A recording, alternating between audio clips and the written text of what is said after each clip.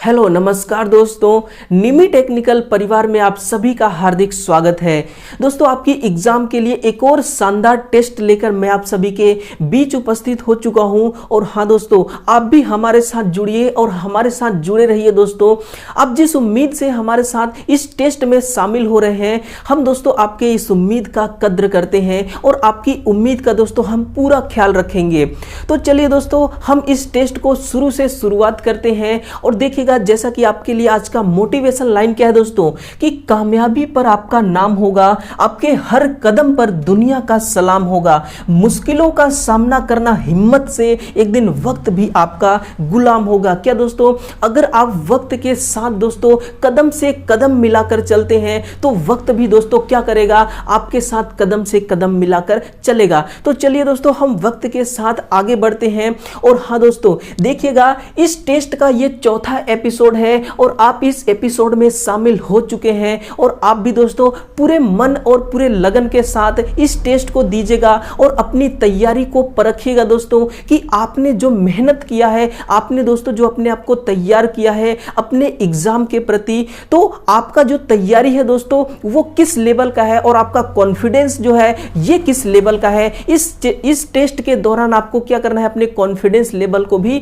Check करना है। तो चलिए दोस्तों, हम आपके लिए देखिए प्रश्न लेकर आ चुके हैं और देखिएगा दोस्तों, पहला प्रश्न आपके सामने आया है। अब दोस्तों इसमें क्या हम लगाने वाले हैं, टाइमर लगाने वाले हैं और 40 सेकेंड का टाइमर दोस्तों मैं आपके सामने सेट करता हूं और केवल 40 सेकेंड हर क्वेश्चन के लिए दोस्तों आपको मैं दूंगा।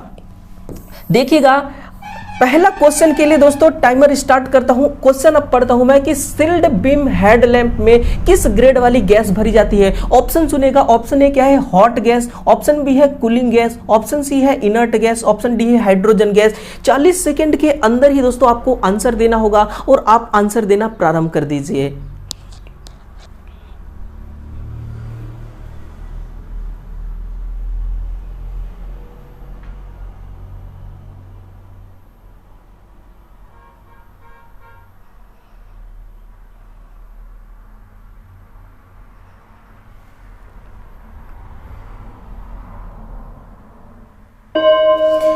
टाइम समाप्त हो चुका है दोस्तों। अब बारी है इसका करेक्ट आंसर जानने की, लेकिन इस आंसर को जानने से पहले मैं आपको एक और महत्वपूर्ण बात बताना चाहता हूं दोस्तों, कि इस टेस्ट को बिना देखे आप दोस्तों जाना मत, क्योंकि दोस्तों आपने सुना है कि वो बुलाती है मगर जाने का नहीं। तो आपको जाना नहीं हो दोस्तों, चाहे किसी का भी बुलावा हो, क्योंकि दोस्तों आप कौन सा भी काम कर रहे हैं, आप ऐसा काम कर रहे हैं जिससे आपका दोस्तों क्या होने वाला है, आपका दोस्तों जीवन निर्माण होने वाला है, आपका भविष्य का निर्माण होने वाला है। क्या दोस्तों, भविष्य का निर्माण करने के लिए आप मेहनत कर रहे हैं। इसलिए दोस्तों चाहे कोई भी बुलाए, कोई भी दोस्तों आपको कुछ कहे, लेकिन इस टेस्ट को छोड़ करके जाना नहीं है। तो चलिए दोस्तों, बारी आ चुकी है इसका करेक्ट आंसर जानने की और हम भी दोस्तों उत्सुक है बताने की कि इसका जो सही आंसर है वो क्या सही आंसर है, कि सील्ड बीम हेड लैंप जो है इसमें किस ग्रेड वाली गैस को भरी जाती है। ऑप्शन है hot gas, cooling gas, inert gas और हाइड्रोजन गैस।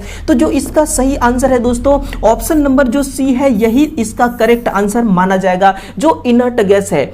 अब देखिए, अगर आप पूछेंगे कि इनर्ट गैस दोस्तों कौन कौन सी गैस है, तो लिखेगा जो इनर्ट गैस होती है, पहला इनर्ट गैस दोस्तों आर्गन गैस। कौन सी, आर्गन गैस होती है। और दूसरी दोस्तों कौन सी है, नाइट्रोजन गैस। तो इस चीज को आप नोट करिएगा, नाइट्रोजन दोस्तों और आर्गन ये दोनों कौन सी गैस हैं, तो ये दोनों के दोनों दोस्तों इनर्ट गैस हैं।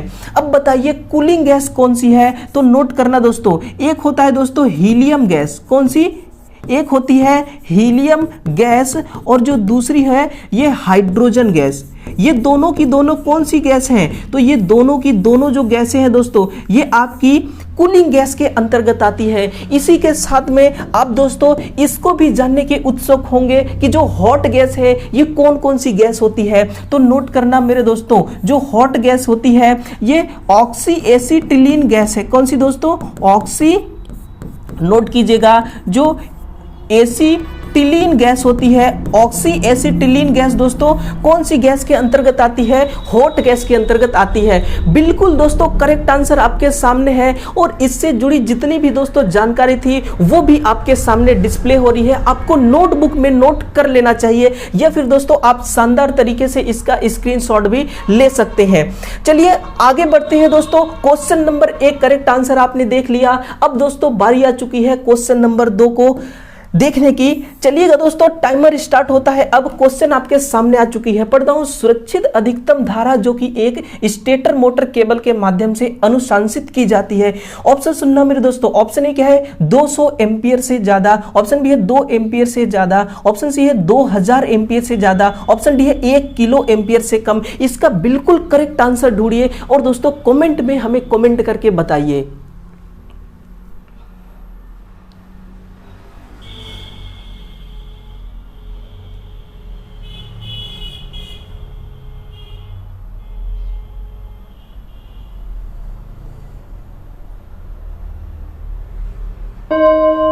चलिए दोस्तों टाइम आप पूरा उपयोग कर चुके हैं। अब बारी है इसका सही आंसर ढूंढने की। तो करेक्ट आंसर देखिएगा क्या इसका सही आंसर निकल के आता है। सुरक्षित अधिकतम धारा जो कि एक स्टेटर मोटर केबल के माध्यम से क्या किया जाता है दोस्तों? अनुशंसित किया जाता है। इसका सही आंसर क्या होगा? 200 एम्पियर से अधिक यानी कि 200 एम्पियर से ज्यादा, यही इसका सही आंसर है। और सही आंसर दोस्तों आपके सामने उपस्थित है। और हाँ मेरे दोस्तों एक बात यह भी आप ध्यान रखना कि आप अभी दोस्तों जिस मैदान पे उतर के दोस्तों अपना गेम खेल रहे हैं, ये दोस्तों मैदान भी आपका है, ये खेल भी आपका है। कब दोस्तों? जब इस खेल को आप पूरे लगन और सच्ची लगन के साथ खेलेंगे। कैसे दोस्तों? सच्ची लगन के साथ जब खेला जाता है गेम को तो गेम भी अपना हो जाता है और वो मैदान भी अपना हो जाता है। तो खेल को भी जीतना है और मैदान को भी शानदार तरीके से अपना बनाना है। इसके लिए आपको क्या करना होगा? सच्ची लगन से मेहनत करना होगा। क्या दोस्तों?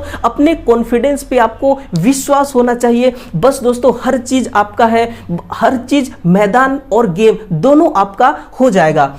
चलिएगा अगला क्वेश्चन निकल के आता है दोस्तों। देखिएगा क्वेश्चन नंबर 2 समाप्त हो चुका। अब क्वेश्चन नंबर 3 के लिए दोस्तों टाइमर आपके सामने लगाता हूं मैं और टाइमर स्टार्ट हो चुका है। क्वेश्चन भी आपके सामने आ चुकी है। एक पूर्णतः आवेशित 12 वोल्ट ऑटोमेटिव बैटरी को संसूचित करना चाहिए। ऑप्शन पढ़ता हूं। ऑप्शन ए है 1.265 मान का इलेक्ट्रोलाइट 1.8 वोल्ट के बराबर, 12.6 वोल्ट या ज्यादा, ए सी दोनों। इसका सही आंसर आपको ढूंढना है और 1 नंबर दोस्तों अपने अकाउंट में आपको जमा कर लेना है। बिल्कुल इसका सही आंसर हमें बताने की कोशिश करिए दोस्तों कि इसका सही आंसर क्या होगा।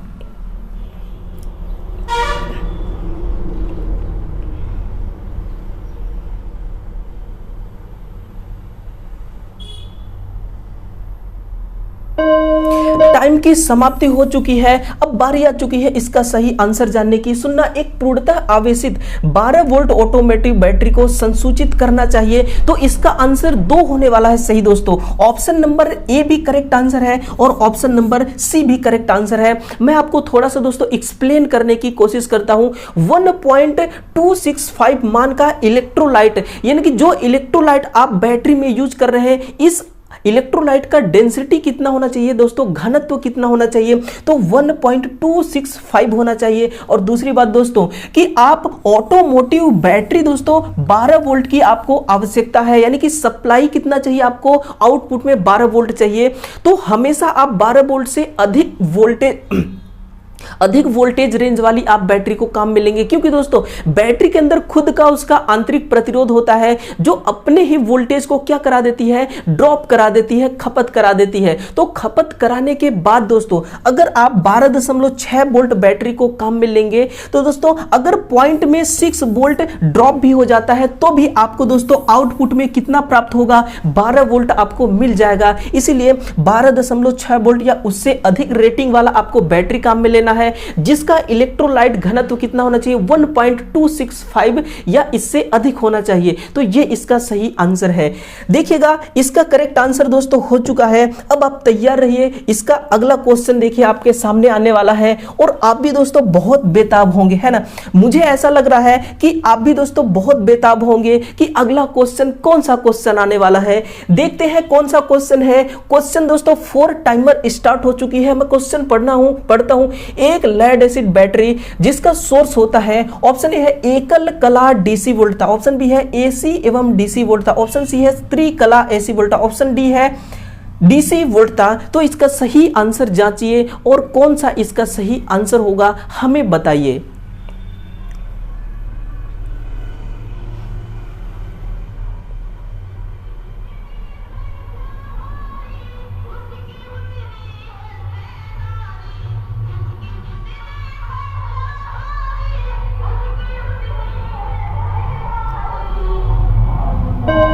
हाँ मेरे दोस्तों, टाइम की समाप्ति हो चुकी है। क्या टाइम बिल्कुल समाप्त हो चुका है। अब दोस्तों टाइम किसका आ गया है, अब वक्त आ चुका है इसका सही आंसर जानने की, क्योंकि दोस्तों हम वक्त के साथ चल रहे हैं और पीछे पीछे क्या है दोस्तों, वक्त भी हमारे ही साथ आ रहा है। हमें वक्त को आगे नहीं निकलने देना है, हमें वक्त को साथ में लेकर चलना है। तो देखना मेरे दोस्तों, एक लेड एसिड बैटरी है जिसका सोर्स कितना होता है, कौन सा होता है। तो दोस्तों इसका जो आंसर है ये क्या होगा, डीसी वोल्टा वाली, यही इसकी सही आंसर होगी। डीसी वोल्टा इसका करेक्ट आंसर होगा। अब सुनिए दोस्तों, इस प्रश्न से जुड़ी महत्वपूर्ण और कौन कौन से तथ्य निकल के आ सकते हैं आपके सामने क्वेश्चनों के माध्यम से।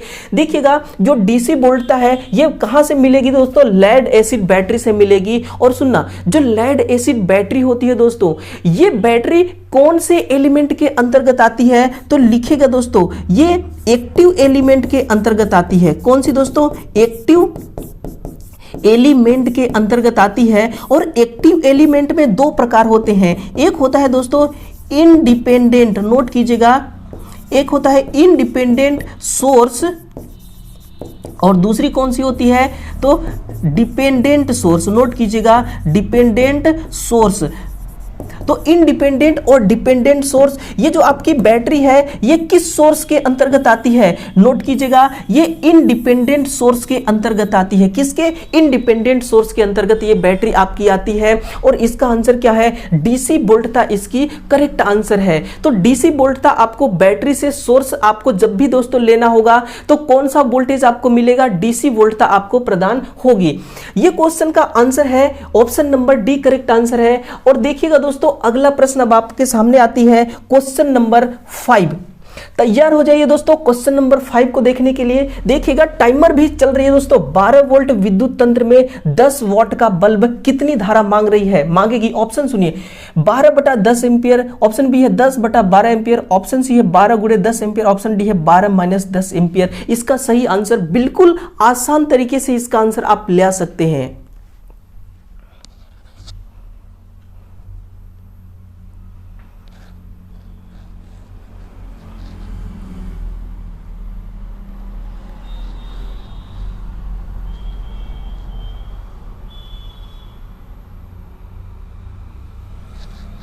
चलिए दोस्तों टाइम समाप्त हो चुका है।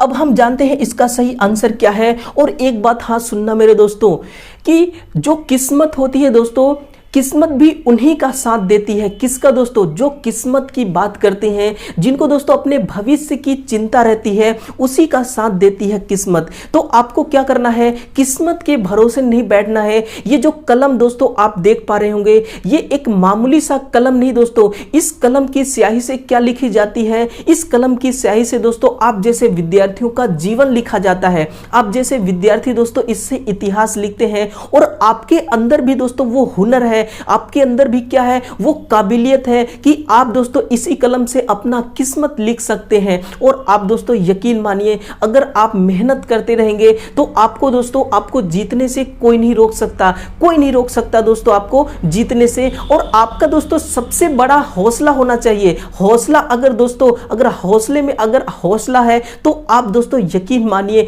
आपको कोई हरा नहीं सकता, है ना, आपको कोई नहीं हरा सकता। ये प्रश्न तो दोस्तों बिल्कुल चंद चंद सेकंड में ऐसे ऐसे प्रश्न आप सॉल्व करेंगे अगर आपकी प्रैक्टिस में मजबूती रहेगी। इसीलिए दोस्तों एग्जाम के समय क्या काम आती है, आपकी प्रैक्टिस काम आती है। आप दोस्तों तैयारी में मजबूरी नहीं, मजबूती लाइए, क्योंकि दोस्तों मजबूरी में तो दोस्तों न जाने क्या से क्या हो जाता है गड़बड़ी, लेकिन जब मजबूती रहती है दोस्तों तो गड़बड़ी चीज भी क्या हो जाती है, सही हो जाती है। देखिएगा हम इस गड़बड़ चीज को कैसे सही करते हैं। 12 वोल्ट की दोस्तों क्या है, एक विद्युत सिस्टम है और 10 वाट का बल्ब है ना। धारा की कितनी मांग करेगी आपकी जो ये बल्ब है ना। आंसर क्या है दोस्तों, 12/10 एम्पियर, 10/12 एम्पियर। सुनना दोस्तों, आपको क्या ज्ञात करना है, तो आपको धारा ज्ञात करना है। धारा क्या होती है मेरे भाइयों, आई होती है। आई बराबर क्या होता है, V/R होता है ना, V/R। या फिर दोस्तों आई यहां से आप निकाल सकते हैं P/V से। पावर कितना है, देखिए दोस्तों पावर है आपके पास 10 वाट में, और बल्ब का दोस्तों बल्ब को जो वोल्टेज दिया जा रहा है ये कितना है, 12। यही दोस्तों आपका किस में आएगा, एम्पियर में आएगा। ये किस में आएगी, एम्पियर। 10/12 ये इसका सही आंसर है। तो बिल्कुल दोस्तों ऐसे क्वेश्चनों को आपको क्या करना है, बिल्कुल 10 सेकंड से अधिक आपको टिकने नहीं देना है अपने आगे, अपने सामने एग्जाम के वक्त। देखिएगा इसका सही आंसर हो चुका है ऑप्शन नंबर दोस्तों बी। अब मैं टाइमर सेट करता हूं आपके सामने। ऑप्शन नंबर यानी कि क्वेश्चन नंबर 6 के लिए तैयार हो जाइए दोस्तों। क्वेश्चन नंबर 6 आपके सामने है। 2 किलोवाट व 220 वोल्ट वाले हीटर का प्रतिरोध कितना होगा। ऑप्शन सुनना, ऑप्शन ए है 24 ओम, ऑप्शन बी है 20 किलो ओम, ऑप्शन सी है 12 ओम, ऑप्शन डी है 2 किलो ओम। तो इसका सही जो आंसर है वो क्या होगा, सही आंसर देखते ही इसका आप आंसर कर सकते हैं दोस्तों। बिल्कुल नॉर्मल क्वेश्चन है, बिल्कुल न्यूमेरिकल और नॉर्मल क्वेश्चन।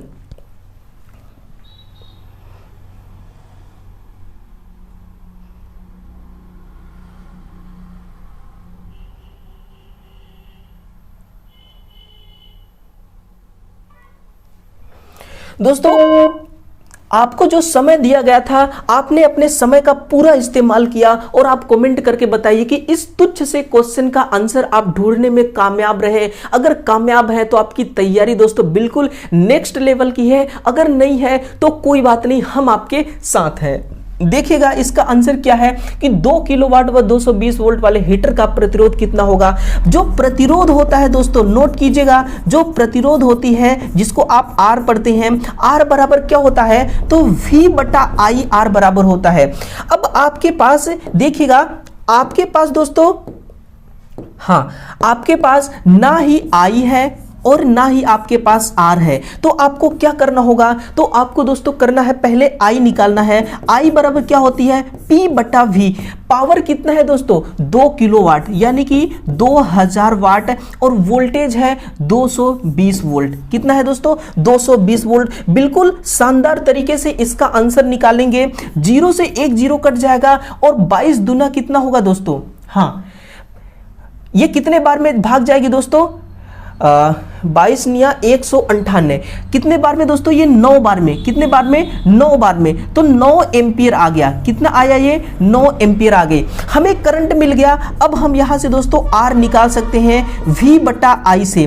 वोल्टेज कितना है, देखिए 220 वोल्ट। कितना है, 220 वोल्ट, और करंट आपको कितना मिला, 9 एम्पियर। आप इसको दोस्तों भाग दीजिए, कितने बार में जाएगा, 9 दूना 18 और 4 22 20 और 9 चौक 36। कितना हो गया दोस्तों, 24 ओम।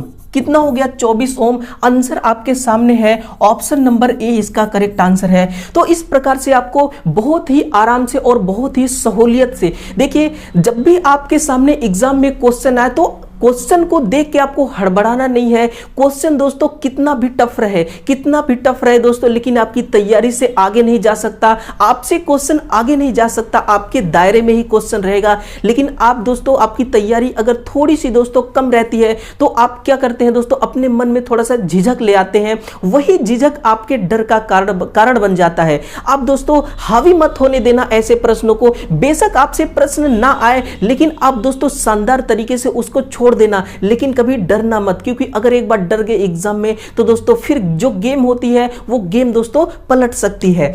इसलिए देखिएगा क्वेश्चन को आपको शानदार तरीके से सॉल्व करना है। टाइमर आपके सामने है, अगले क्वेश्चन के लिए तैयार हो जाइए। क्वेश्चन नंबर 7 आपके सामने है। क्वेश्चन पढ़ता हूं, अल्टरनेटर को निम्न में से किस प्रयोग की आवश्यकता नहीं पड़ती है? ऑप्शन सुनना। ऑप्शन ए है कटआउट्स, ऑप्शन बी है स्लिप बार, ऑप्शन सी है रेक्टिफायर, ऑप्शन डी है वोल्टता रेगुलेटर। बिल्कुल दोस्तों 20 सेकेंड का वक्त आपके साथ है, तैयार रहिएगा। इसका आंसर क्या होगा?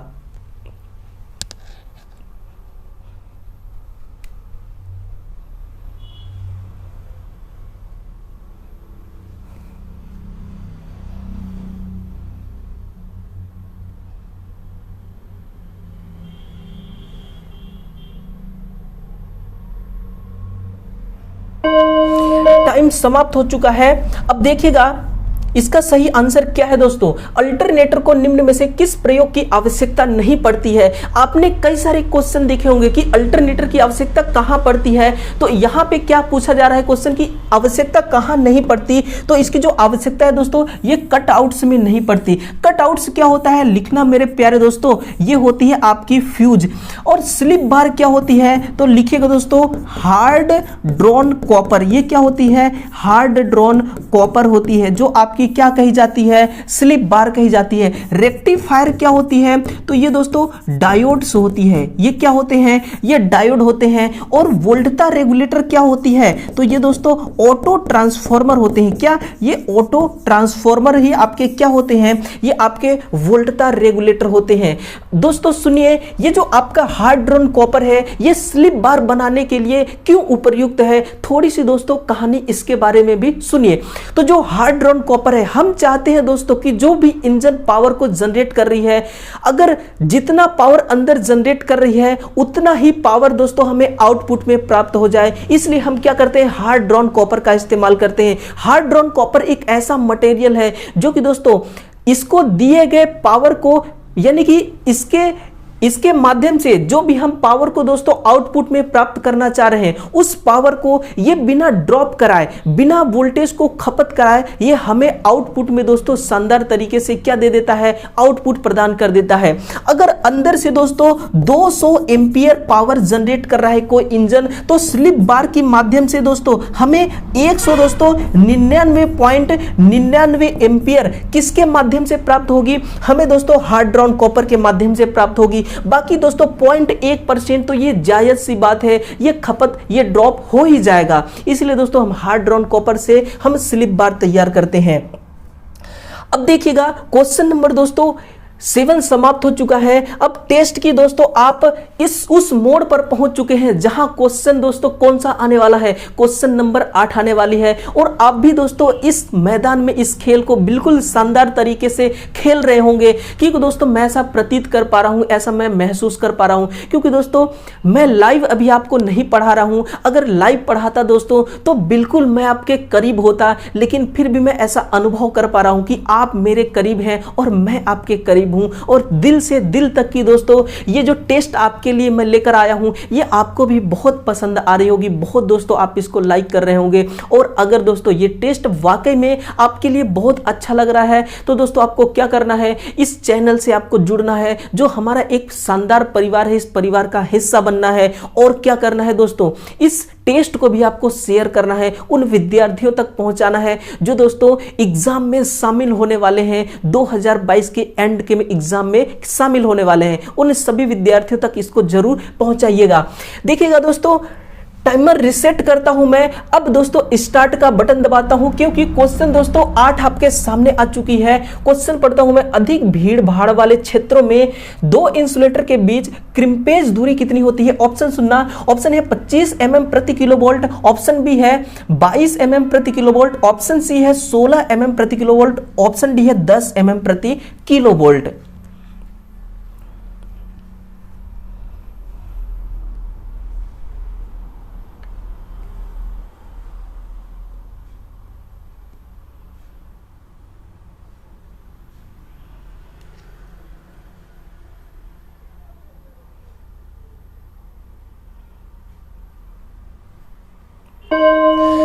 टाइम समाप्त हो चुका है। अब वक्त आ चुका है कि इसका सही आंसर निकाल करके सामने लाया जाए कि इसका करेक्ट आंसर क्या है। और आप भी दोस्तों बिल्कुल उत्सुक होंगे इसका आंसर जानने की, और मैं भी दोस्तों आंसर इसका बताने के लिए उत्सुक हूं कि भीड़ भाड़ वाले क्षेत्रों में इस पॉइंट को आपको पकड़ना है कि जो भीड़ भाड़ वाले क्षेत्र है इसमें दोस्तों दो इंसुलेटर के बीच में क्रिम्पेज दूरी कितनी होनी चाहिए। तो ये दोस्तों कितना होना चाहिए, 25 किलो वोल्ट प्रति एमएम। कितना दोस्तों, सॉरी 25 mm प्रति किलो वोल्ट होना चाहिए। ये दोस्तों किस यूनिट का क्वेश्चन है, तो ये ओवरहेड ट्रांसमिशन लाइन वाले यूनिट का क्वेश्चन है, जिसमें दोस्तों इस प्रकार से क्या लगा होता है, लटकने वाली जो इंसुलेटर लगी होती है। तो इनके बीच का दोस्तों किसका, इनके बीच की जो दूरी है ये आपसे पूछी जा रही है। तो ये कितना है, 25 mm प्रति किलो वोल्ट। ये इसका करेक्ट आंसर है। इसका आंसर क्या हो गया, 25 किलो वोल्ट प्रति एमएम, 25 mm प्रति किलो वोल्ट। और ये किसका है दोस्तों, ये है मध्यम भीड़ भाड़। नोट करना, ये मध्यम भीड़ वाले इलाकों के लिए है ना, मध्यम भीड़ वाले इलाकों के लिए दोस्तों कितना होगा, 22 mm प्रति किलो वोल्ट दोस्तों क्रिम्पेज दूरी का मान होगा। और 16 वाला किसका है दोस्तों, तो ये भी नोट करना, ये है दोस्तों, ये किसका है, स्वच्छ स्थानों के लिए। किसके लिए दोस्तों, स्वच्छ स्थानों के लिए, या फिर आप ये कह सकते हैं दोस्तों कि निम्न भीड़ भाड़ वाले स्थानों में, यानी कि कम भीड़ भाड़ वाले स्थानों में, जहां पर भीड़ भाड़ बिल्कुल कम होगी वहां पे 16 mm प्रति किलो वोल्ट ये क्रिम्पेज दूरी का मान होगा। क्या दोस्तों, 16 mm प्रति किलो वोल्ट ये क्रिम्पेज दूरी का मान है। अगला क्वेश्चन देखिएगा, क्वेश्चन नंबर 8 समाप्त हो चुका है। अब बहुत करीब आ चुके हैं दोस्तों इस टेस्ट का, बिल्कुल लास्ट क्वेश्चन आने वाला है आपके सामने। देखिएगा टाइमर स्टार्ट हो चुका है, क्वेश्चन भी आपके सामने उपस्थित है। किसी तार का प्रतिरोध 0.5 ओम है तो चालकता कितनी होगी। ऑप्शन सुनना, ऑप्शन ए है 3.3 सीमेंस, ऑप्शन बी है 1 सीमेंस, ऑप्शन सी है 0.5 सीमेंस, ऑप्शन डी है 2 सीमेंस। बहुत ही आसान क्वेश्चन है और 1 नंबर ये आसानी तरीके से आपको ये क्वेश्चन दिला सकती है।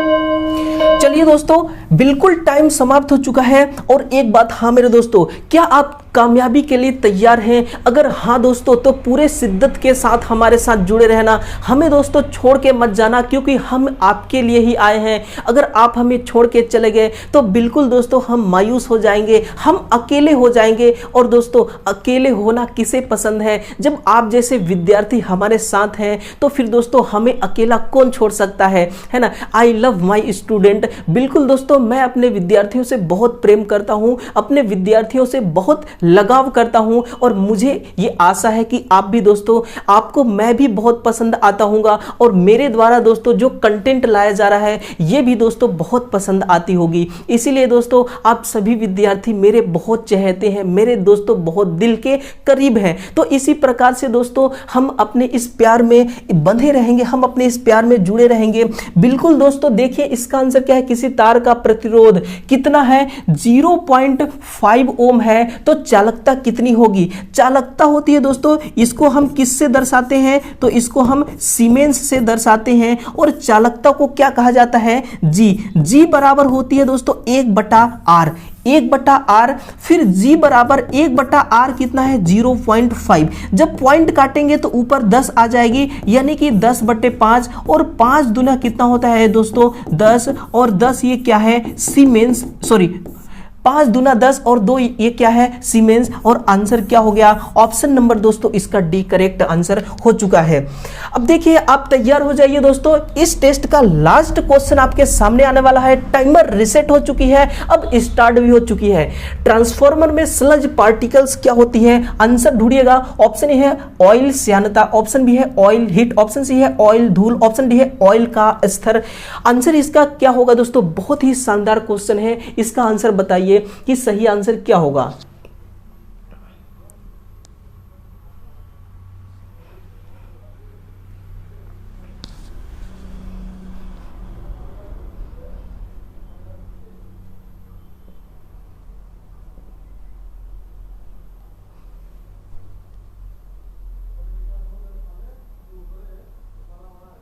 देखिए दोस्तों, समय आ गया है इसका सही आंसर ढूंढने की, और हम मिल करके ढूंढते हैं कि ट्रांसफॉर्मर में जो स्लज पार्टिकल्स होते हैं ये क्या होते हैं। ये दोस्तों क्या होते हैं? ऑयल का धूल होता है। क्या दोस्तों? ऑयल का धूल होता है। देखिए, जो ट्रांसफॉर्मर का ऑयल होता है, नोट करिएगा दोस्तों इस चीज को कि जो आपकी ट्रांसफॉर्मर तेल होती है, ये कौन सी तेल होती है? तो ये दोस्तों खनिज तेल होती है। कौन सी?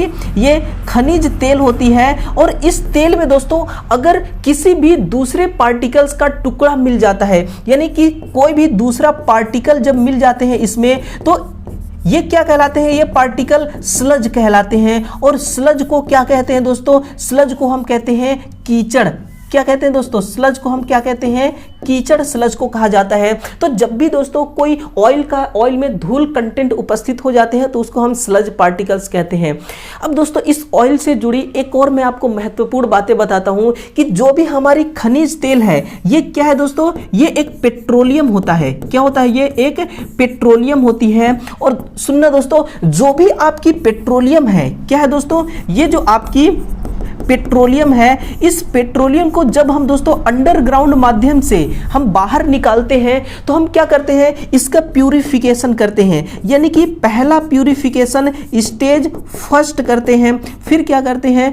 स्टेज सेकेंड, सुनिएगा, स्टेज सेकेंड करते हैं, इसी प्रकार से स्टेज थर्ड करते हैं। यानी कि कई सारे स्टेज में इसका प्यूरिफिकेशन किया जाता है। जैसे कि दोस्तों जो आपका IOCL कंपनी है, कौन सी?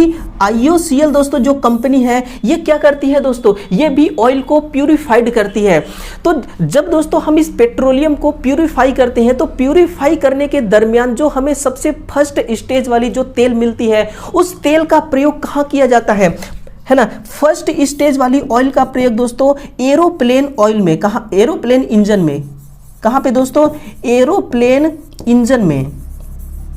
एरोप्लेन इंजन जो होती है उस पे फर्स्ट स्टेज वाली जो हमें तेल प्राप्त होती है प्यूरिफिकेशन के दौरान, यानी कि शुद्धता प्राप्त करने के दौरान, तो हम एरोप्लेन के इंजन में प्रयोग करते हैं। और लास्ट स्टेज वाली का प्रयोग कहां पे करते हैं? तो सड़क बनाने में। नोट करिए दोस्तों, कहां पर? सड़क बनाने में, है ना?